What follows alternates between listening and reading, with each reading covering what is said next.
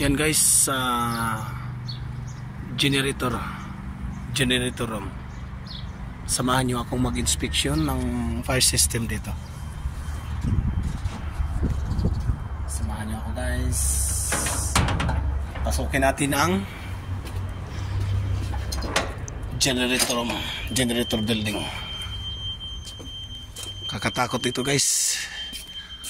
Parang bahay na yung mga generator. 1, 2, 3, 4 yan guys. Yan. Ito yung gagawin natin guys.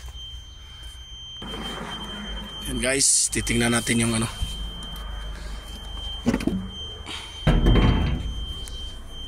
Okay na siya. Nasa tamang sukat. Pasok sa good rinse, pressure rinse. Update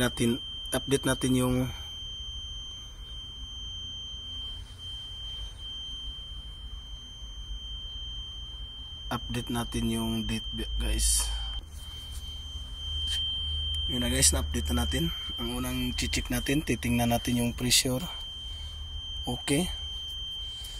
May pin, nakalock. Okay. Medyo marumi konti kasi luma na, pero okay pa rin yan. May nozzle siya. Okay. May hook. May sabitan siya ng hook. Pero yung pintura niya sa baba, inoted lang natin yan. Yan lang po ang mag-inspect ng fire extinguisher guys. Unang-una yung pressure.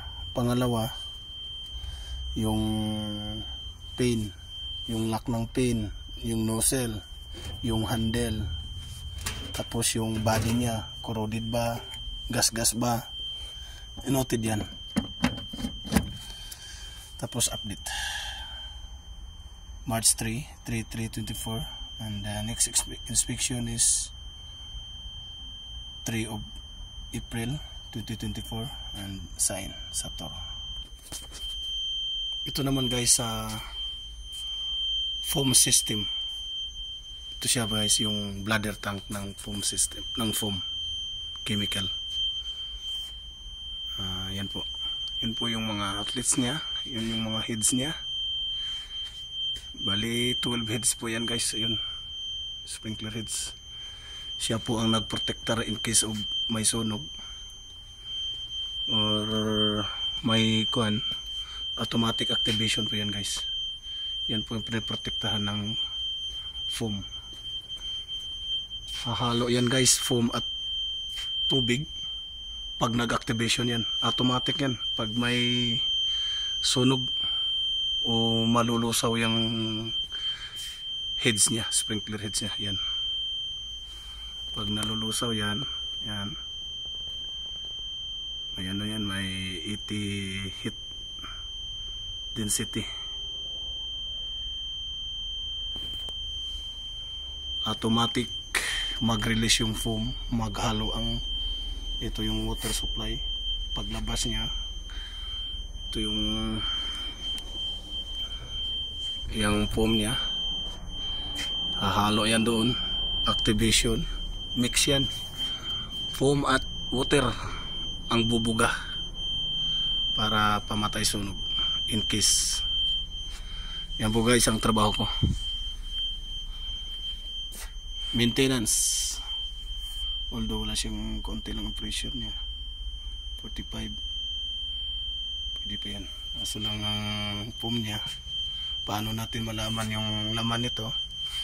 Ito po yun, below the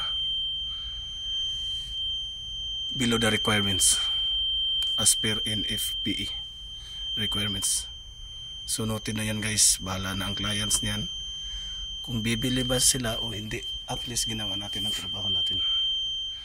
Maintain reports noted. Yan lang guys.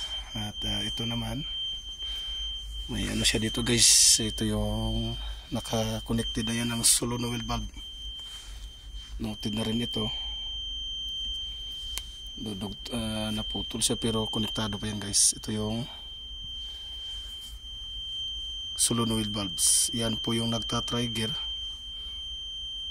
Nag-a-alarm doon yan sa panel. May panel po ito guys.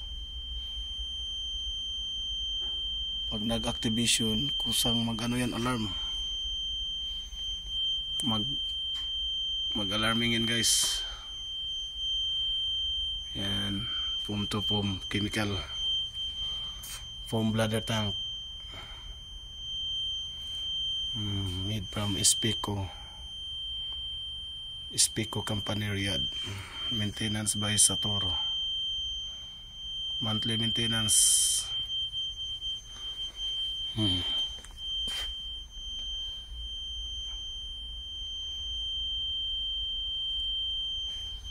Yan guys. Naka-close position lang yan guys. As per advice.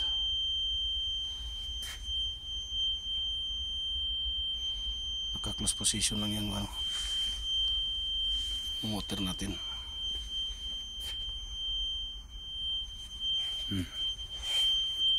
Doon tayo sa panel niya guys, at doon tayo sa fire suppression na naman sa switchgear. Doon tayo. Yan guys, dito tayo sa switchgear room. Yan po yung alarm bell. Flashing. Ito po yung fire extinguishers niya, CCTV niya. Ito naman yung panel niya sa kabila, doon sa generator. Ito naman yung panel dito sa switchgear. Yan po yung heads niya, sprinkler heads niya, heat detector, smoke detector, dalawang smoke detector, dalawa ding heat. Yan.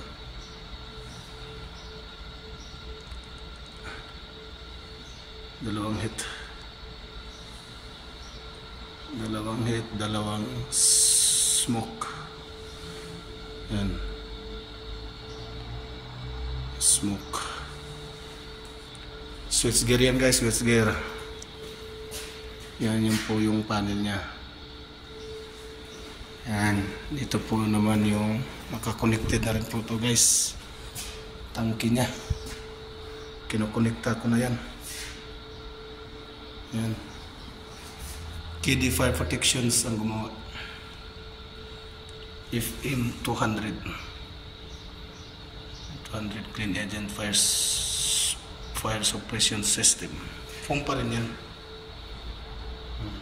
Connected yan. Nasa good level. 86 kg. Automatic sprinkler system pa rin yan guys.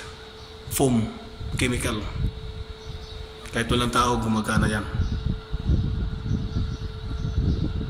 Tapos mayroon naman siya dito. Abortion. Abort. Ayan. Extinguishing. Abort. Pindutin ko yan. Magre-release yan ng kunyari. Magre-release ng chemical yan. Okay guys, i-update natin.